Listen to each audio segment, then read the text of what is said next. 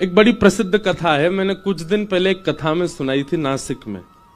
नासिक में जब 1 महीने की कथा थी तो वहां हमने एक कथा सुनाई थी, साईं के द्वारा वर्णित की गई। क्योंकि साईं मानसी में जाकर के लीलाओं का दर्शन करते थे।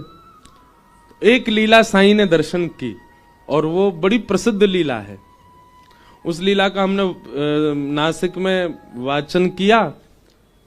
तो लीला कैसे है, कई उन्हें सुनी होगी कि एक बार साकेत में विराजमान श्री कौशल्या जी के मन में भाव आयो कि मैं गोलोक धाम में श्री यशोदा जी से मिलवे जाऊं।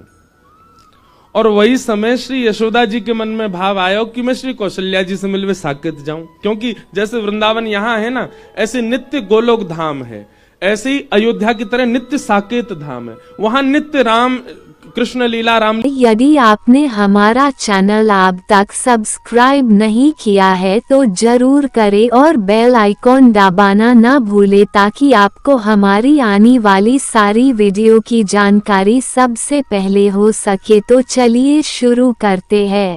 लीला चलती रहती है। अब हमारे ब्रज के रसिक जन तो कहमे कि गोलोक धाम कहीं आकाश में नहीं है, यही वृंदावन को भजते भजते भजते भजते निज वृंदावन में प्रवेश है जाएगा, वही गोलोक धाम है। मतलब हमें ये संसारवाद दिख रहा है, हमें कचौरी दिख रही है, लस्सी दिख रही है, हमें गरी दिख रही है, हमें घूमते फिरते इंसान दिख रहे हैं, ये अभी वृंदावन है। लेकिन यही को भजते भजते भजते भजते एक समय ऐसी स्थिति आएगी कि यही वृंदावन निज वृंदावन में परिवर्तित हो जाएगा। वह निज वृंदावन में प्रकाश लाइट नहीं है, वह निज वृंदावन में आधुनिक कोई वस्तु नहीं है, उस निज वृंदावन में संसार के लोग नहीं है। वह निज वृंदावन में श्री बिहारी जी मूर्तिमंत होके नहीं खड़े, निज वृंदावन में बिहारी जी भी चलते फिरते दिखाई देंगे। निज वृंदावन में श्री राधा रमण जी को दर्शन करवे जाओगे तो आज राधा रमण जी ऐसे खड़े हैं, पर निज वृंदावन में जब राधा रमण जी को दर्शन करोगे तो कहो तो अपने सिंहासन पे और पांव लटका के बैठे होंगे और आपकी जाति पूछेंगे, अरे खारियात आओ, काले क्या आओ मेरे काजे। निज वृंदावन में तो सचल श्री ठाकुर जी के दर्शन हैं। निज वृंदावन में श्री हरिदास जी महाराज, हितवंश महाप्रभु, रामानुज स्वामी जी महाराज, रामानंदाचार्य जी, भक्तिमती मीराबाई, सूरदास, कुमन, ये सब हैं वहां आज भी। वही निज वृंदावन श्री गोलोक धाम है। तो एक दिन साईं को मानसी में दर्शन हुआ कि कौशल्या मैया के मन में भाव आयो मैं यशोदा जी से मिलवे गोलोक धाम जाऊं, और यशोदा जी के मन में भाव आयो मैं कौशल्या जी से मिलवे साकेत जाऊं। और यहां दोनों ने अपने लाला गोद में उठाए। वहां कौशल्या जी ने श्री राम जी और यशोदा जी ने ठाकुर जी। दोनों जान लगी और बीच रास्ता में ही दोनों उनकी भेंट है गई एक दूसरे से। आहा, जैसे ही दोनों मिली तो अपने लाला तो नीचे छोड़ दिए, एक दूसरे को हृदय से लगाने लगी, आपस में बैठ के वहीं सघन कुंज में बतियान लगी। और यहां दोनों लाला बिल्कुल एक जैसे, एक जैसी पीतांबरी पहनी है, एक जैसी पाग पहनी है, एक जैसा श्रृंगार है, एक जैसे नेत्र हैं, एक जैसी नासिका, एक जैसी ओष्ठ, एक जैसी माला। आज ठाकुर जी ने जो माला पहनी वैसी माला राम जी ने भी पहनी है। यहां दोनों बालक भी खेल रहे, बालक दोनों नहीं खेल रहे, केवल कन्हैया खेल रहे, राम जी तो चुपचाप बैठे हैं। कन्हैया कभी उनके कान पकड़ ले, कभी उनके हाथ पकड़ ले, ना खेलो मेरे संग। ऐसी लीला चलन लगी। इतने में शाम है गई और शाम ऐती कौशल्या जी बोली, अच्छा बहन फिर मिलेंगे, अब हम चलें। हाँ हाँ आप चलो, मैं हूं चलूं, घर जाके बड़े काम करने, लाला माखन मिश्री खवानी है, भूखो रोवेगो नहीं तो। और दोनों मैया आकर के जैसे ही अपने बालकन को गोद में उठायो तो महाराज दोनों बालकन में अदला बदली है गई। राम जी को उठाए के तो ले गई श्री यशोदा जी और श्री गोपाल जी को उठा के ले गई कौशल्या जी। ये साईं को दर्शन हुआ मानसी में। जैसे ही दोनों बालक घर पहुंचे, ठाकुर जी भी देखो कैसे चतुर, यो नहीं बीच रास्ता में चिल्ला दे कि मेरी मैया तो बो गई, चुपचाप जा रहे, बोले ने देख के तो हम साकेत कैसे हो, ने उथल पुथल कर आऊं वहां पे। अब यहां ठाकुर जी जैसे साकेत पहुंचे राम बन के, तो राम जी तो बड़ी मर्यादा में रहमे। साकेत पहुंचते ही जैसे ही कौशल्या मैया ने ठाकुर जी को नीचे पधरायो, नीचे फर्श पे आते ही महाराज चौकड़ी मार के घुटमन घुटमन दौड़न लगे। वो तो कौशल्या मैया बोली, ऐसा लगे कन्हैया से मिलके फुर्ती आ गई राम में, देख कैसे दौड़ रहा है। और महाराज दौड़ करके गए, राम जी के जितने खिलौना वहां धरे सबन को जोर जोर से बजान लगे, और जैसे ही मन भर जाए सो वह तोड़न लगे। ये दृश्य देख करके अब साकेत में सब थोड़ा थोड़ा आश्चर्य कर रहे हैं, पर नजरअंदाज कर रहे हैं। राम जी ऐसी लीला करे ना है, कभी खिलौना तोड़े ना, बड़े आराम आराम से खेले वो तो। महाराज पलना पकड़ करके चढ़ गए और खाली पलना कोई झुला रहे हैं ठाकुर जी।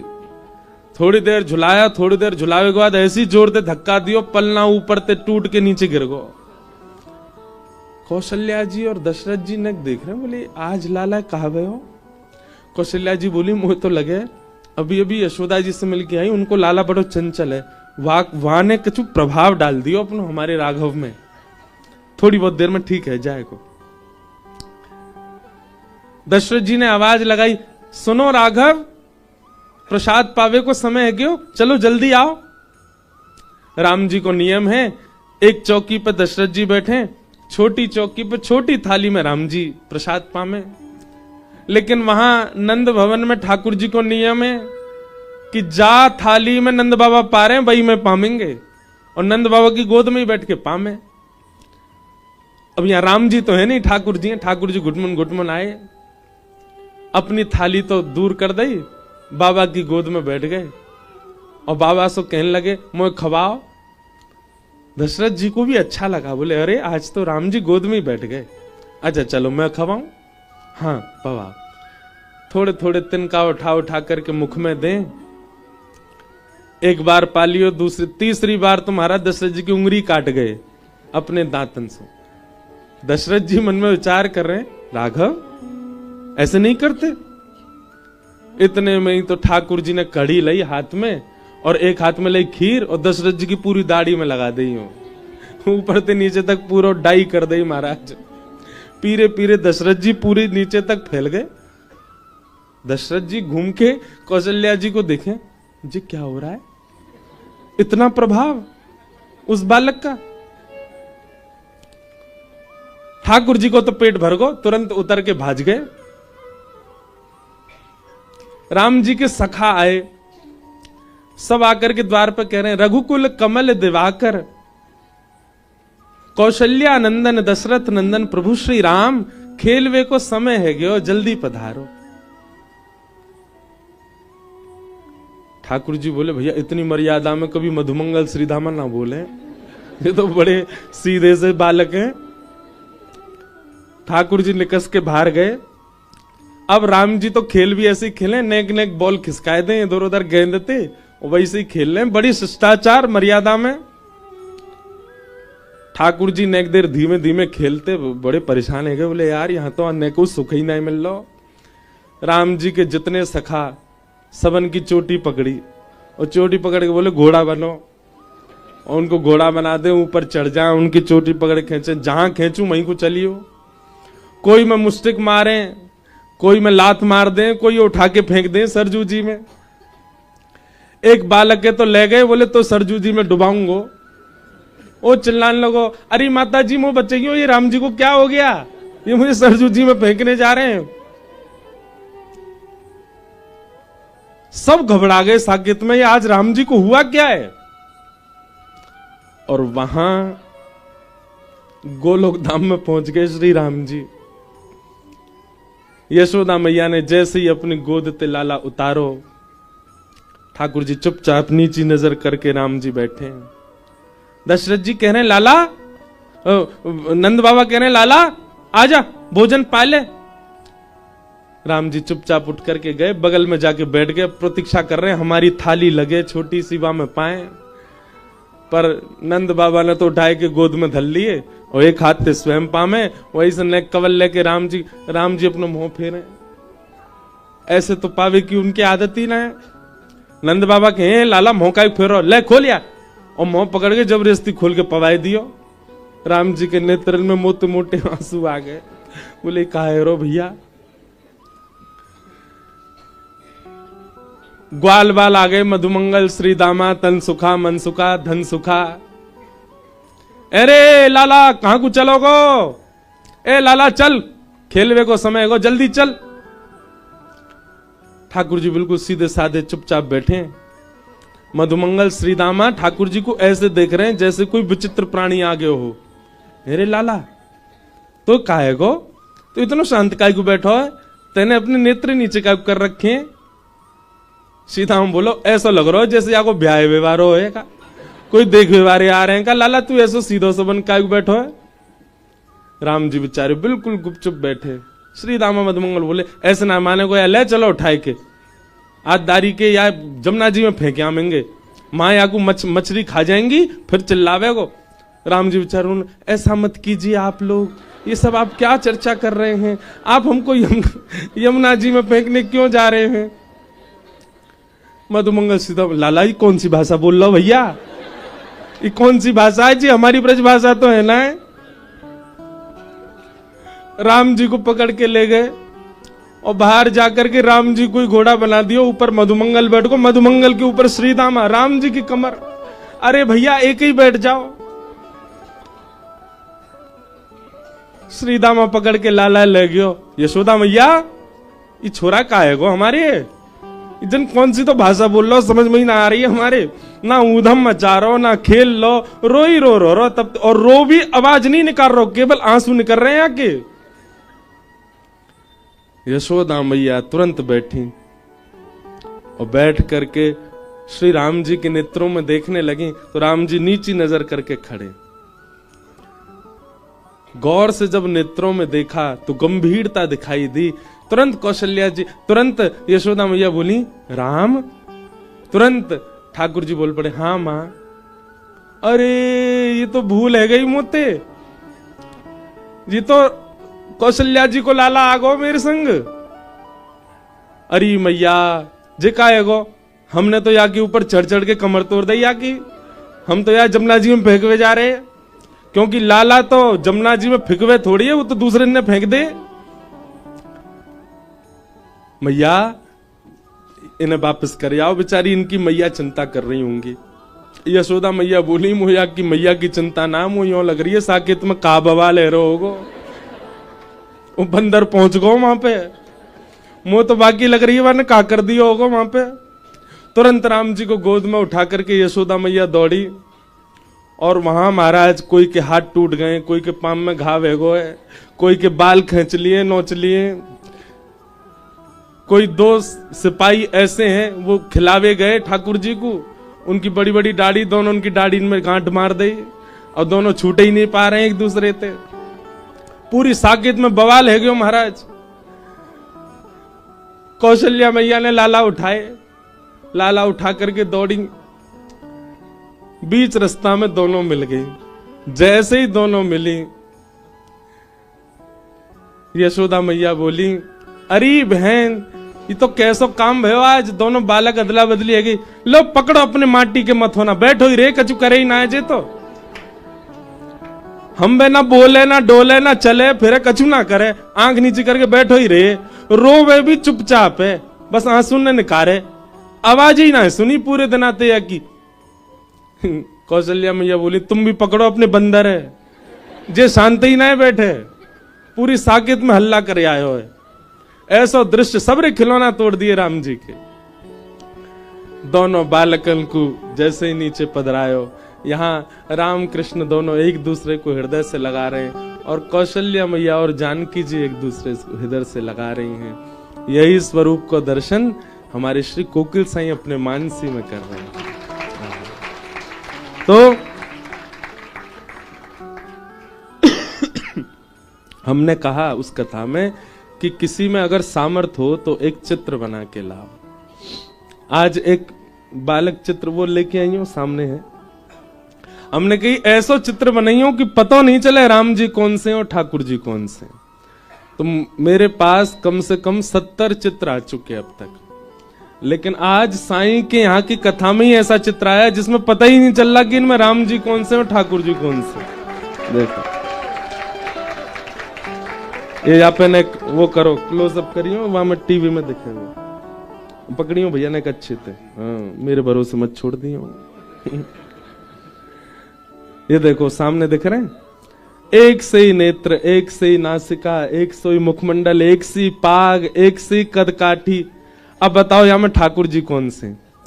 ठाकुर जी वो हैं जिनने कंधा पे हाथ धर रखो है। क्यों?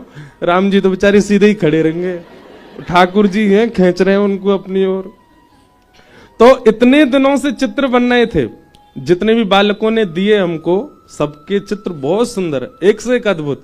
पर हमने कही थी जैसे साईं को दर्शन हुए कि राम कृष्ण में भेद ही नहीं पता चल रहा है, वो चित्र आज साईं की कथा में ही आया है। तो हमारी तरफ से आज ये साईं को ही भेंट है, उन्हीं की लीला की कथा उन्हीं को ही भेंट कर रहे हैं। बोलो मिथिले बावल साईं अमा की। ऐसे हमारे साईं, उनके मानसी के भाव। कभी किसी ने सोचा भी नहीं कि रामकृष्ण भी मिले, पर साईं ने विचार किया। तो धन्य है कि हम इस आंगन में बैठे हैं, उस महापुरुष के आंगन में बैठे हैं जो ऐसे भाव रखते थे ठाकुर जी के प्रति। और ये गोपनीय है। आज वृंदावन में इतने वर्षों से ये स्थान है, वृंदावन के लोग नहीं जानते। हमको इस कथा के लिए, प्रचार के लिए कोई ऐसा नहीं है कि इसीलिए गोपनीय, क्योंकि प्रेम जितना गोपनीय रहा जाए उतना बढ़े। महाराज जी हमको ज्यादा प्रचार नहीं करना कि सब लोगों को पता चले स्थान कौन सा है, कैसा है। जो लोग सुन भी रहे हैं ना, वो भी बाहर से ही प्रणाम कर जाए करियो द्वार को। कभी साईं की आज्ञा होगी तो द्वार खुले मिल जाए तो भीतर आ जाइयो, दर्शन कर जाए करियो। लेकिन यह स्थान अद्भुत है और अत्यंत अंतरंग और गोपनीय है। ऐसे स्थान को हम प्रणाम करते हैं। इसलिए यहां कथा कहना, सुनाना मेरा सौभाग्य होता है, इसलिए यहां मैं भाव से आता हूं। जय। आइए अब कथा क्रम में प्रवेश करें। कल हम लोगों ने श्रीमद् भागवत जी के 3 मंगलाचरणों का श्रवण किया।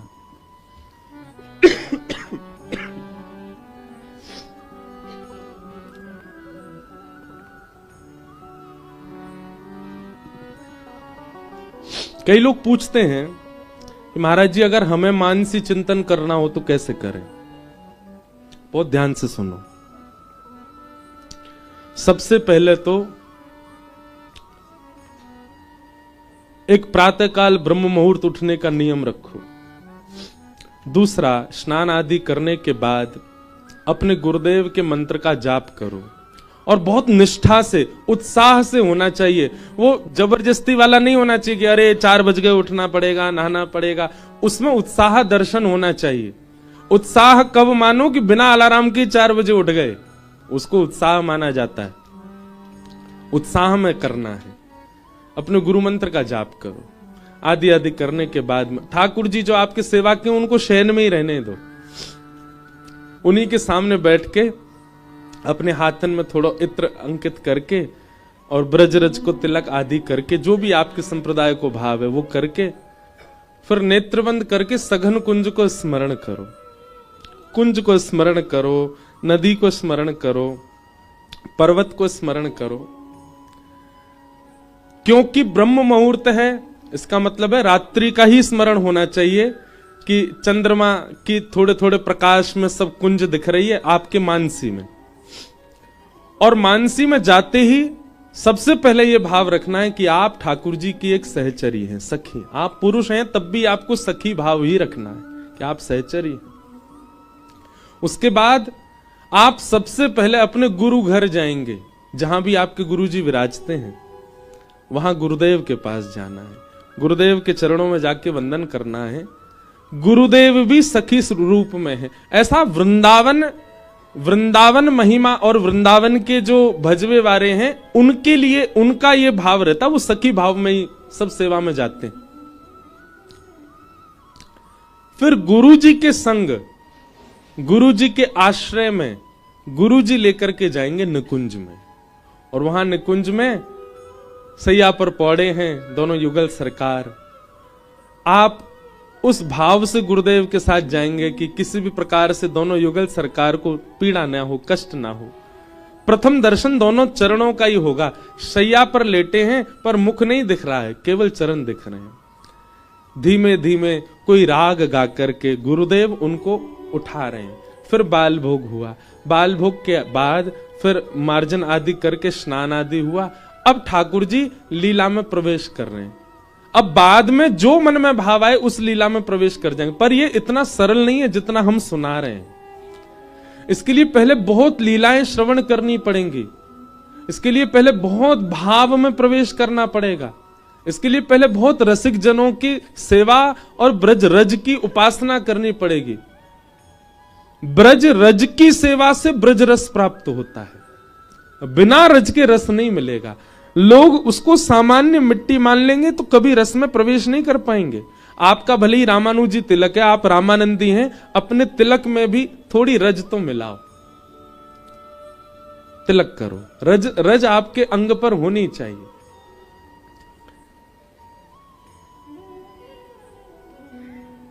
बिना गुरु के, बिना गुरु दर्शन के आप मानसी में नहीं जाइए। आप सीधे स्मरण कर लेंगे कि सघन कुंज है, यमुना जी बह रही हैं और वहां पर प्रियालाल जी दोनों लीला कर रहे हैं, तो आपको वह दिख सकता है जो नहीं दिखना चाहिए।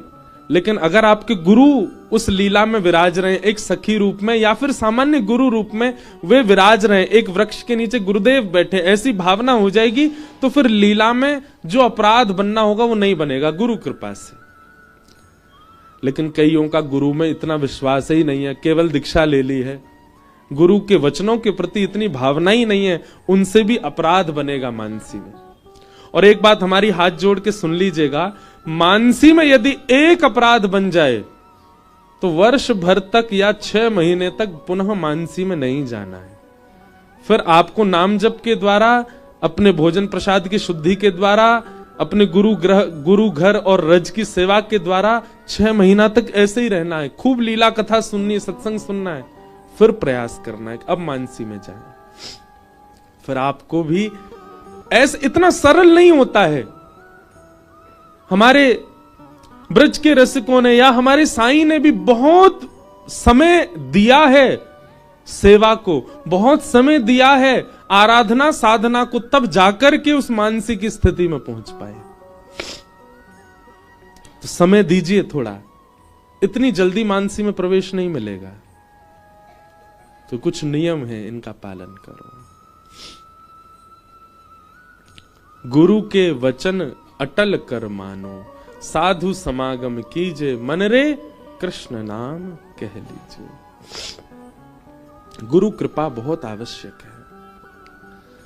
आइए अब कथा क्रम में हम लोग प्रवेश करें।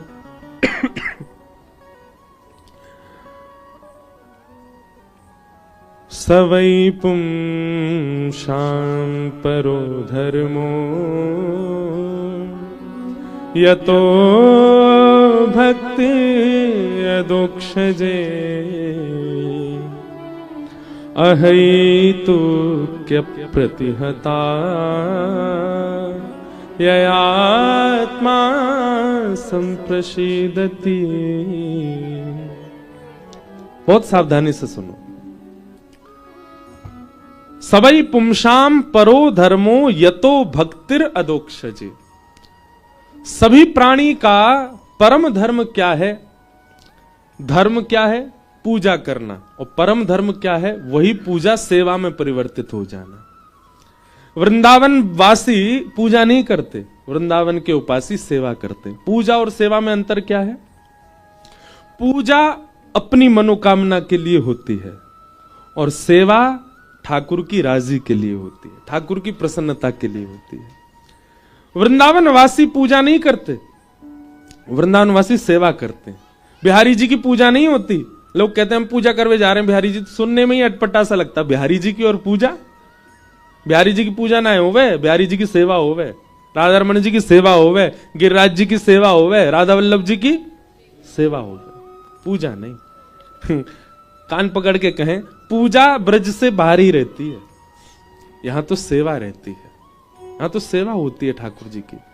और सेवा में अपनी इच्छा प्रधान होती ही नहीं है, अपने सुख का विचार होता ही नहीं है, वहां केवल ठाकुर के सुख का विचार किया जाता है। इसलिए हमारे वृंदावन की रीति में ऋतु के अनुसार ठाकुर जी को वस्त्र पहनाएंगे, ऋतु के अनुसार इत्र की सेवा करेंगे, ऋतु के अनुसार ठाकुर जी के अब फूल बंगले अब नहीं बनेंगे बिहारी जी में। क्यों?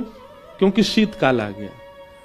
ठाकुर जी को पुष्प का बंगला नहीं बनेगा। क्यों? ठाकुर जी को सर्दी लग जाएगी। मंदिरों में आप जाएंगे, थोड़ी और सर्दी बढ़ेगी तो अंगीठी रखी जाएगी, उसमें कोयला रख करके सुरघाए जाएंगे। क्यों? ठाकुर जी ताप रहे हैं।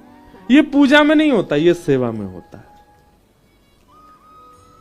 कई भाव ऐसे हैं। अब हम नाथ द्वार में श्रीनाथ जी पीछे विराज रहे हैं, श्रीनाथ जी की सेवा में मिश्री भोग रखा जाता, तो मिश्री ऐसे नहीं रखी जाती हमारे यहां जैसी मिश्री होती है। वो मिश्री कैसी होगी?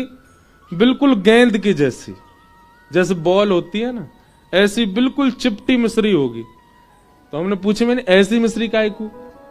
तो कहें, बोले 3.5 बरस के लाला हैं, अब 2 दांत आए, 4-5 आए नहीं है, तो ठाकुर जी को खुजली होती है अपने मसूड़ा में, तो ऐसे मिश्री गेंद किसी उठामे और हम करके अपनी मसूड़ा की खुजली मिटा ले, तो ये हमारी ऐसी मिश्री।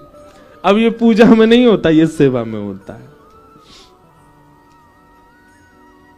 आज भी नाथ द्वार में श्री ठाकुर जी 6:30-7 बजे तो शयन हो जाएगा। क्यों? क्योंकि ठाकुर जी कलयुग के प्रभाव से 10 बजे शयन नहीं करते। वहां की मान्यता ऐसी, बोले जब नंद यशोदा का काल था तब 6-7 बजे ही सो जाते थे, इसीलिए ठाकुर जी को शयन उतने बजे ही होगा, 4 बजे उत्थापन मंगला हो। किसी ने मुझसे कही थी ये बात, बोले महाराज जी हम नाथ द्वार गए, वहां सुबह 5:30 बजे, 4:30-5 बजे मंगला हो गई ठाकुर जी की। वृंदावन में भी कई मंदिरों में इतनी जल्दी मंगला हो जाती है। हमारी आपकी तरह आलसी जीव थोड़े ही हैं ठाकुर जी, हमारी आपकी तरह रात भर व्हाट्सएप थोड़ी चलाना है। मधुमंगल ने कहा भेजो, श्रीदामा ने कहा शेयर कियो मोए।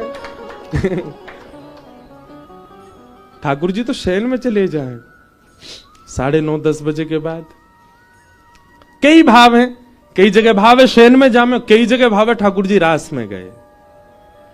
और क्योंकि 4-4:30 बजे यशोदा मैया की नींद खुल जाए तो मैया देखवे आवे लाला को, तो कई जगह रास के पदों में भी ऐसा भाव है कि भोर होत ठाकुर जी रास से भागते हैं। क्यों? यशोदा मैया जाके चद्दर टटोलेगी, कहां गए हो लाला? तो यशोदा मैया उठे उससे पहले आके ठाकुर जी चद्दर ओढ़ के पड़ जाए। अब देखो यहां दूसरा भाव,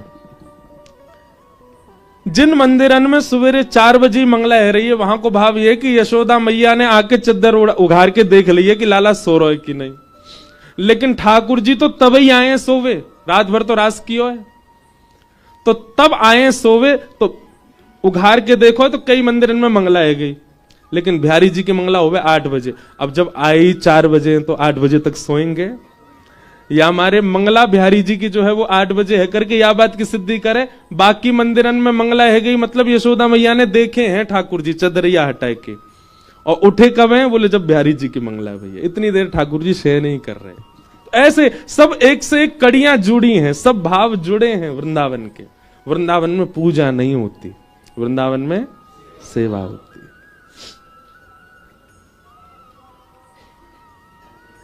तो धर्म क्या है? पूजा करना। और परम धर्म क्या है? सेवा करना। और सेवा सबके जीवन में नहीं आती बंधु,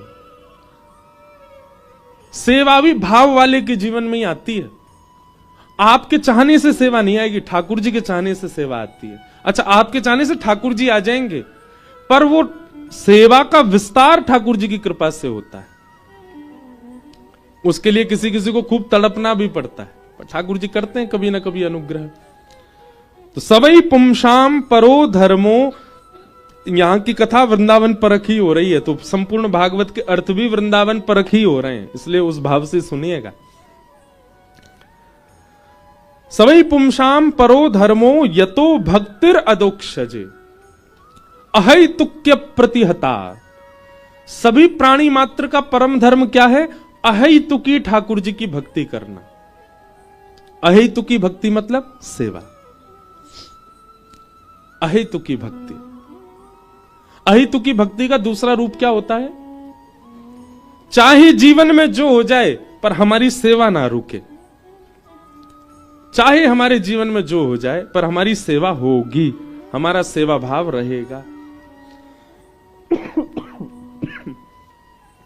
घरों में क्या होता है? मोस्टली घरों में 3 दिन का ब्याह आ रहा है घर में, चाचा के यहां, ताऊ के यहां। क्या करेंगे? ठाकुर जी के आगे चना चनोरी धर दे, ठाकुर जी के आगे मिश्री धर दे, 4 दिन यही से काम चलाओ, हम जा रहे हैं ब्याह में। सेवा वाले ऐसे नहीं होते। सेवा वाले तो ठाकुर जी की सेवा करेंगे, चाहे कितनों ब्याह हो, और स्वयं का ही ब्याह है तो किसी और को सेवा देके जाएंगे, पर सेवा नहीं रुकती ठाकुर जी की। वो तो जिस प्रकार घर के सब सदस्य वैसी सेवा है ठाकुर जी की, उसी को ही अहेतुकी भक्ति कहते हैं। और अहेतुकी भक्ति करने वाले के लिए ही यहां सूत जी महाराज कह रहे हैं वही परम धर्म है। सवई पुंसाम परो धर्मो यतो भक्त अदोक्षजे अहेतुक्य प्रतिहता ययात्मा संप्रसीदति।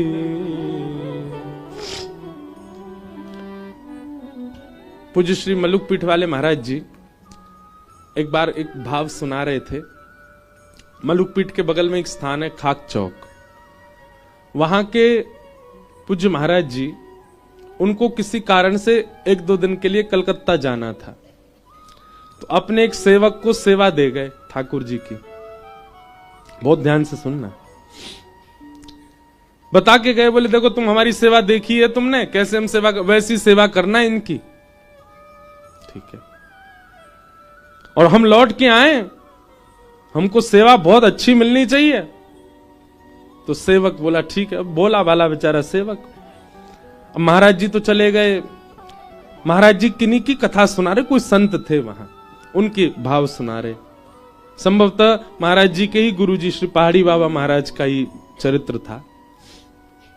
तो वे जैसे कलकत्ता गए तो वहां यहां जो सेवा जिनको देके गए, बोला भाला व्यक्ति, उसने विचार किया, बोले गुरुजी कह के गए बढ़िया सेवा होनी चाहिए। जो ठाकुर जी रोज जल से नहाते हैं, पंचामृत से नहाते हैं, और गुरुजी इनको सूती कपड़ा से पहुंच देते हैं, आज मैं इनको रगड़ रगड़ के नवाए दूं। तो उसने क्या किया, सर्फ होता है ना कपड़ा धोने वाला, वहां से ठाकुर जी मीड़ दिए ऊपर से नीचे तक, उनके गाल में ले, हाथ में ले, सब जगह सर्फ लगा दिया।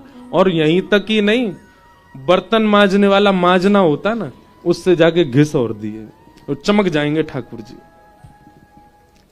और जैसे उसने जल आदि डाला तो ठाकुर जी तो चमचमाने लगे बिल्कुल। उसने कही अब गुरु जी देखना ऐसे प्रसन्न हो जाएंगे चमकते हुए ठाकुर जी को देख के। पर वहां दूर देश में बैठे महाराज जी रात्रि में जैसे सोए तो उनको श्री रामचंद्र जी के गाल पे घाव दिखाई दिए, हाथ में घाव दिखाई दिए, वक्ष में घाव दिखाई दिए। स्वप्न में ऐसे ठाकुर जी दिखे, तुरंत दौड़े वृंदावन के लिए। वापस वृंदावन आकर के जब ठाकुर जी को देखा, ठाकुर जी चमक रहे हैं बिल्कुल मंदिर में, अपने सेवक से कहा तुमने सेवा करी? बोले गुरु जी देखो कैसे चमक रहे हैं ठाकुर जी, आपकी सेवा से भी नहीं चमके इतने तो। वो सही बताओ तुमने क्या किया?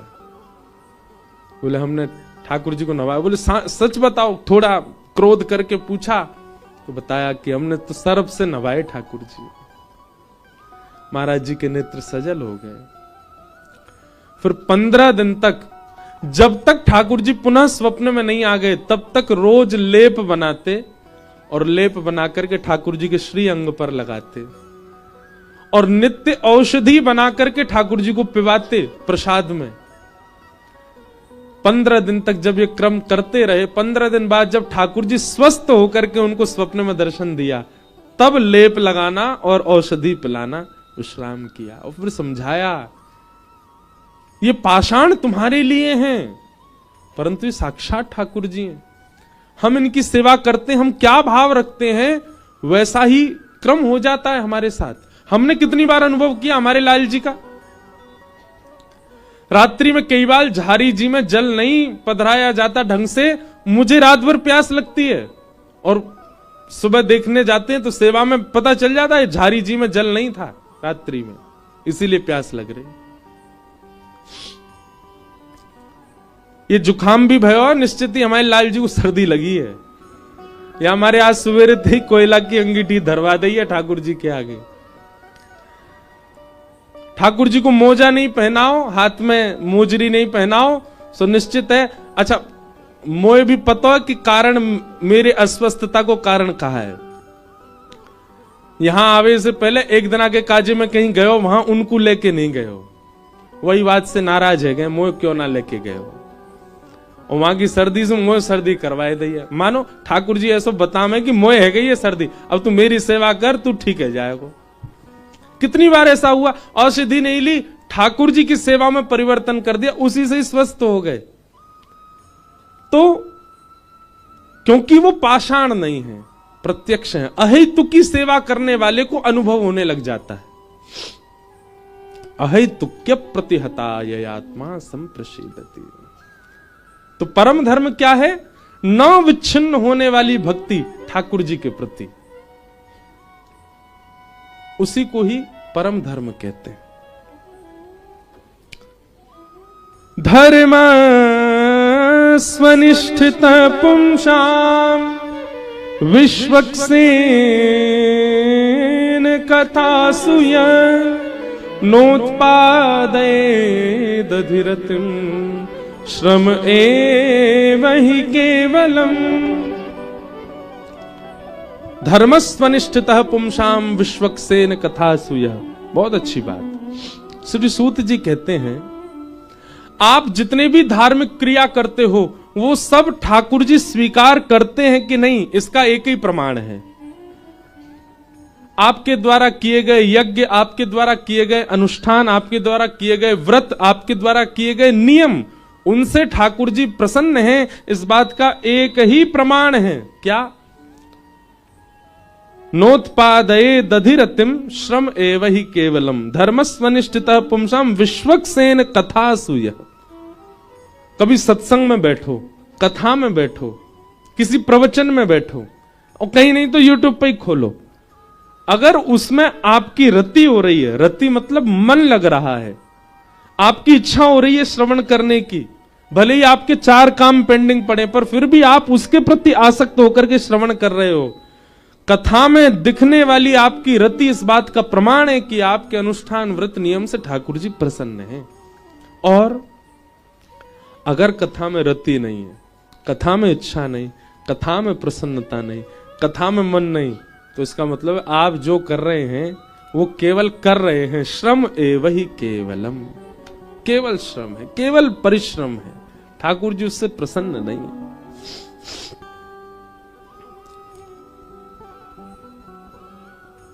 नाम, रूप, लीला और धाम, ये 4 प्रकार हैं भगवत प्राप्ति के। सबसे पहला नाम। सहज ही व्यक्ति का आकर्षण सबसे पहला ठाकुर जी के प्रति नाम से ही होता है। छोटे बालक को देखो, उसको कथा वथा तो नहीं पता, लेकिन जैसे जैसे थोड़ा बड़ा हो, दादी दादा नानी नाना बोलो राधा राधा राधा, तो बालक ताली बजाने लगता है, बोलने लगता है। नाम के प्रति प्रथम आकर्षण होता है। दूसरा आकर्षण होता है रूप के प्रति। बच्चे धीरे धीरे माता पिता के साथ, दादी दादा के साथ मंदिर जाते हैं, ठाकुर जी को देखते हैं, कौन है? जय जय जय जय। फिर उनको देखते हैं, उनके रूप के प्रति आकर्षण होता है। और फिर धीरे धीरे लीला के प्रति, अब उनको धीरे धीरे कथा में लाना प्रारंभ किया जाए। और फिर कथा के बाद आकर्षण बनता है धाम के प्रति। ये तो बालकों का प्रकार बताया, पर बड़े लोगों के लिए भी यही है। सबसे पहले नाम। नाम इतना जपा जाए, नाम जप इतना किया जाए कि उस नाम जप के प्रभाव से आपके नेत्र बंद हैं और आपके चित्त में ही रूप प्रकट हो जाए।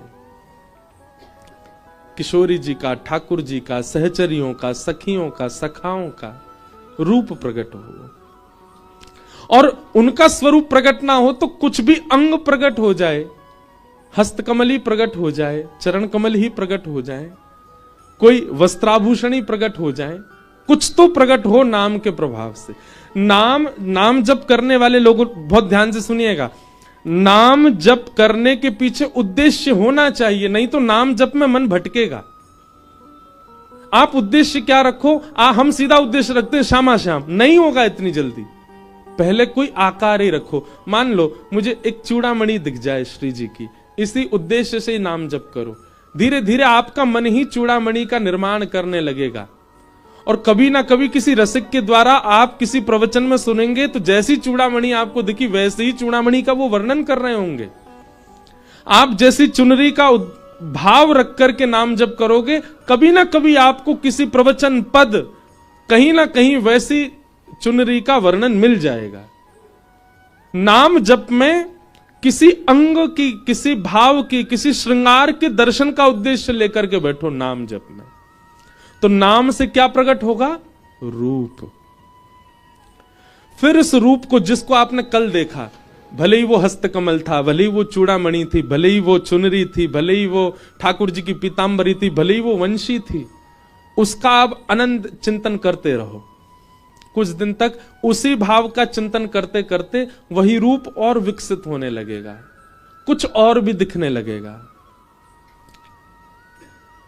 नाम से रूप प्राप्त होगा और फिर धीरे धीरे रूप विकसित होते होते पूर्ण रूप नहीं दिखेगा, थोड़े थोड़े रूप उसी में ही बावरे है जाओगे, पूरा दिग्गो तो जन का ही होएगो, नेक में ही आनंद में चले जाओगे। मीराबाई का एक पद है, मैं गाऊंगा अभी थोड़ी देर में, जादूवर लागत है मोहे प्यारो।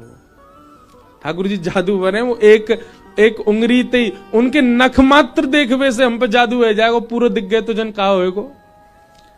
तो रूप जितना दिख जाए उसी का अनन्य चिंतन करने लग जाओ। धीरे धीरे धीरे धीरे उसी रूप से क्या होगा, लीलाएं प्रकट होने लग जाएंगी, लीला का भाव आने लग जाएगा। जैसे एक लीला प्रकट हुई थी कुछ समय पहले, कथा करते करते। कैसी लीला थी कि श्री ठाकुर जी और किशोरी जी आपस में छिप्पम छुपाई खेल रहे हैं, समझते हैं उसको? हमारे ब्रज में दुबका धाई भी बोलते हैं। क्या बोलते हैं आपके यहां, क्या बोलते हैं? छुपन छुपाई है। तो एक लीला प्रकट हुई। कैसी लीला? सब सखीन ने कही, हे श्यामा श्याम आज दुबका धाई खेलेंगे, हमारे ब्रज में दुबका धाई खेले। तो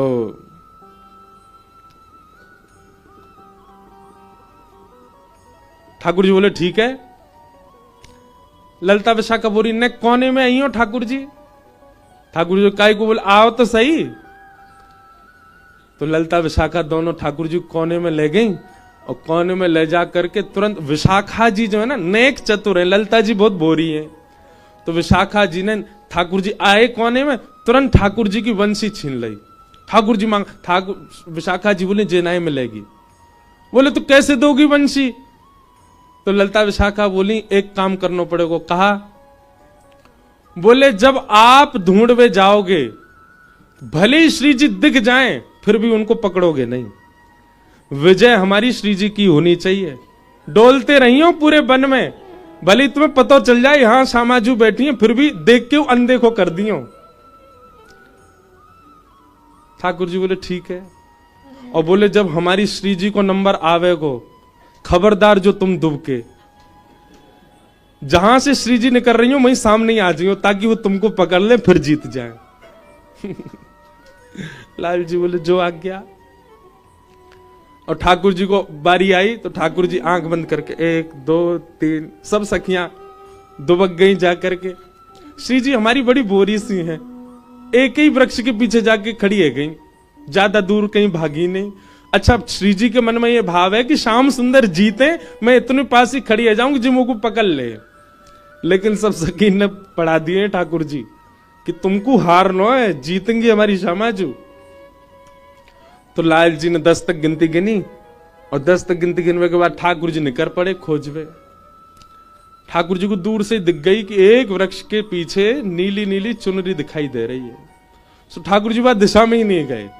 श्यामा जी खड़ी है, पकड़नी तो है ना, दूर दूर घूमने लगे। अब किशोरी जी बोली ये या तरफ ना आ रहे, तो किशोरी जी दौड़ करके वहां चली गई जहां श्याम सुंदर घूम रहे हैं। वहां जाकर खड़ी है गई जी, अब मुंह ढूंढ लेंगे। ठाकुर जी ने फिर देख ली ये तो श्री जी यहां गई, तो ठाकुर जी वहां चले गए जहां पहले श्री जी खड़ी, ये मुंह दिख नहीं जाए। करते करते एक काम ऐसा भयो कि श्री जी मार्ग में ही खड़ी है गई सामने ही, और ठाकुर जी जैसे ही मुड़े श्री जी को देख करके आंख में कहा चलो गो है, दिखना आ रही श्यामा जी कहां है, अरे कहां जाके छुप गई हो। और इतने में ही सब सखी आई और आकर बोली जय हो जय हो जय हो, समय पूरा है गो, हमारी श्यामा जी जीत गई, हमारी श्यामा जी की विजय है गई। लाल जी चरण में बोले अरे श्यामा जी इतने गहरे वन में काहे को छुप जाओ जो मुझे दिखो ही ना हो। ललिता विशाखा कह रही ठीक है ऐसी करो। श्यामा जी बोली अब मैं जाऊंगी, अब मैं जाऊंगी, गिनती करूंगी। श्यामा जी जैसे गिनती करवे गई, ललिता विशाखा बोली ठाकुर जी कहां छुपोगे। बोले आप आज्ञा करो। बोले यहां कहीं छुपोगे तो श्यामा जी आपको पकड़ नहीं पाएंगी, ऊपर वृक्ष पे नहीं चढ़ोगे। जहां श्यामा जी गिनती कर रही है वहां के बगल वाले वृक्ष के पीछे, और सुनो ऐसे छुपी हो तुम्हारी पीतांबरी खुली दिखे, ताकि हमारी श्यामा जी को ज्यादा कष्ट नहीं हो। ठाकुर जी बोले जो आज्ञा।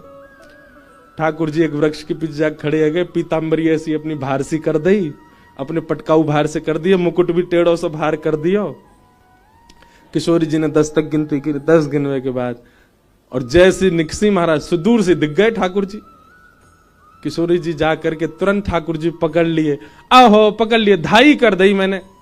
ठाकुर जी अरे श्यामा जी आपके नेत्र कैसे, मैं कितनों छुप जाऊं, मुझको ढूंढे ही ले हो। सब सखी आई, बोले जय हो हमारी श्यामा जी की जय हो, आप सदा विजयी रहो। किशोरी जी लेकिन समझ जाए, बोले ये सब तो ठीक नहीं है रो, ये लाला ना तो मुझको पकड़ पावे और मैं पकड़वे जाऊं तो नेक में मिल जाए मुझे। अंत में यही निकलो कि भैया ठाकुर जी सदा हारे नहीं है, ये सखी जबरदस्ती हरवा में ठाकुर जी है, ताकि हमारी श्यामा जी सदा जीती रहे, हमारी श्यामा जी सदा आनंद में रहे। ऐसे भाव तो ऐसी लीलाएं प्रकट होंगी। ये लीला कहीं लिखी नहीं है, ये प्रकट हो रही है मन में, ये भाव आ रहे हैं मन में। तो नाम के प्रभाव से रूप प्रकट हो और रूप के प्रभाव से लीला हो।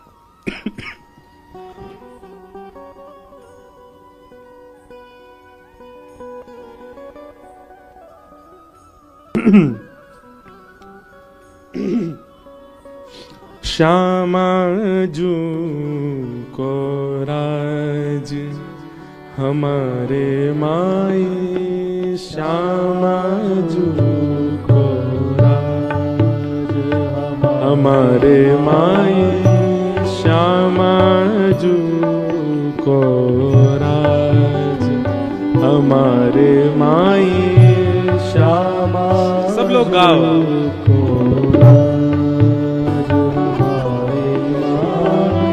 भैया देखो जे मेरी गलती ना है कि मैं आगे क्रम में बढ़ ही नहीं पा रहा, ये या स्थान कोई प्रभाव है, यहां पता नहीं कैसे अपने आप ही बार बार मैं कथा में तो प्रवेश करूं पर फिर से निकुंज में आ जाऊं, ये या स्थान कोई प्रभाव है, ये हमारे साईं कोई प्रभाव है,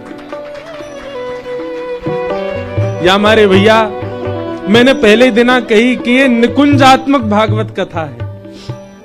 ऐसे क्रम बहुत कम जगह प्रकट है पामे। श्यामा जी को प्रणाम करो। क्यों? क्योंकि यहाँ आंगन में अकेले साईं नहीं है, श्यामा श्याम भी लीला कर रहे हैं, तभी प्रकट है रहे हैं बार बार। नेत्र बंद करके श्री किशोरी जी को ध्यान करके सब गाओ। श्यामा जी को राज हमारे माई, श्यामा जी को राज हमारे माई, श्यामा जी को राज हमारे माई, श्यामा जी को राज हमारे जाके अधीन सदा ही सावरो, जाके अधीन सदा ही सावरो, जाके अधीन सदा ही सावरो, जाके अधीन सदा ही सावरो, या ब्रज को सिर ताज हमारे माई, या ब्रज को सिर ताज हमारे माई, श्यामा जू को राज हमारे माई, श्यामा जू को राज हमारे माई, श्यामा जू को राज हमारे माई, श्यामा जू। श्री राधा रानी की जय।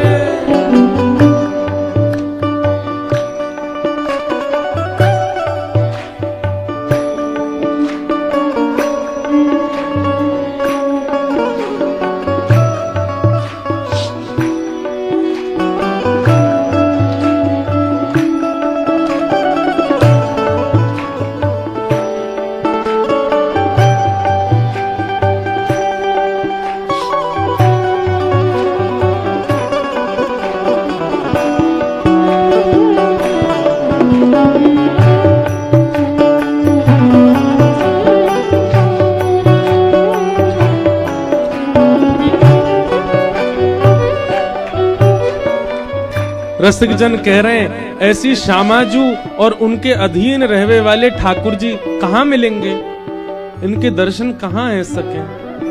तब कह रहे हैं यह जोरी अभी चला वृंदावन, यह जोड़ी अभी चला वृंदावन, यह जोड़ी अभी चल वृंदावन, ये जोड़ी अभी चल वृंदावन। ये जोड़ी कहाँ है?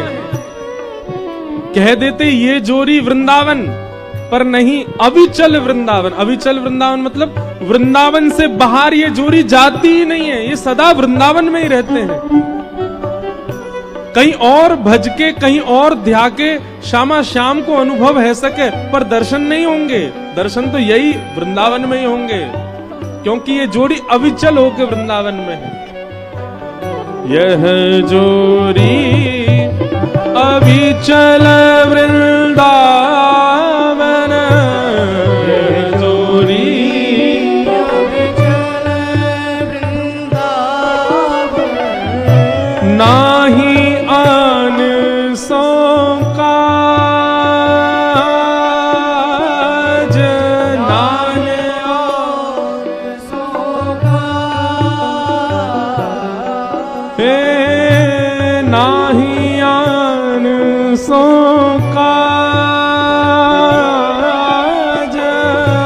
नाही आन सो काज, हमारे माई श्यामा जू को राज हमारे श्यामा जू को राज, हमारे माई श्यामा जू को राज हमारे माई श्यामा जू को राज।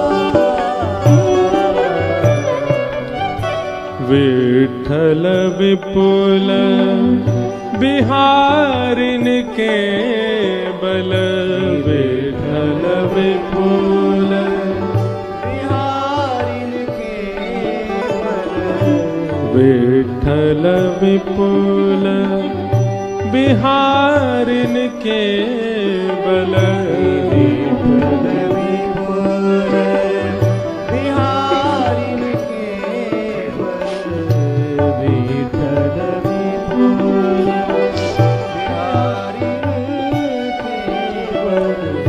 जिम जलधर सो गाज,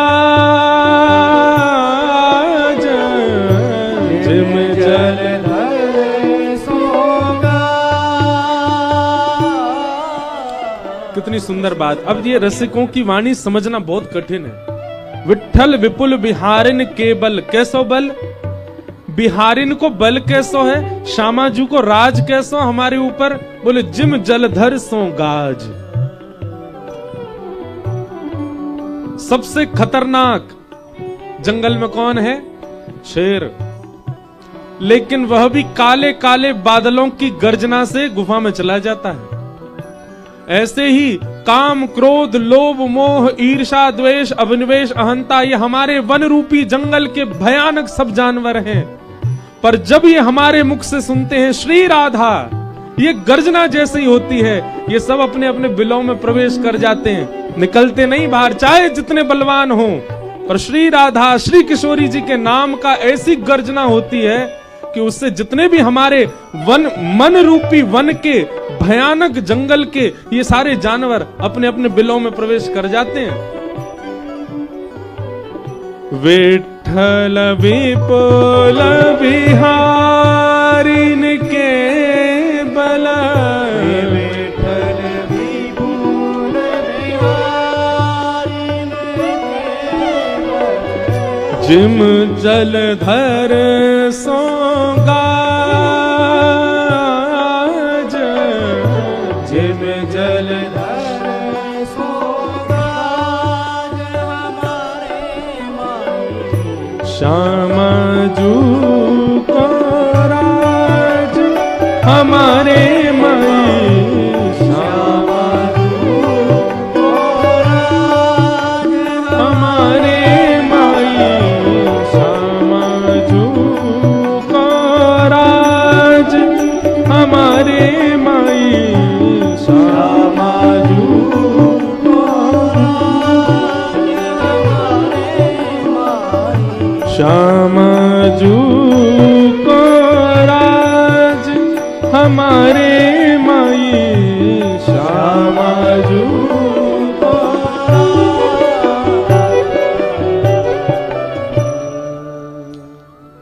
नाम, नाम से प्राप्त होगा रूप, रूप से प्राप्त होगी लीला, और फिर लीला से प्राप्त होगा धाम। अभी धाम हम शरीर से आ गए हैं, पर धाम प्राप्त नहीं हुआ है। धाम प्राप्त मतलब निज वृंदावन प्राप्त, जहां सचल श्री राधा रमण, सचल श्री राधा वल्लभ, सचल श्री कुंज बिहारी भ्रमण कर रहे हैं, वो होगी धाम की प्राप्ति।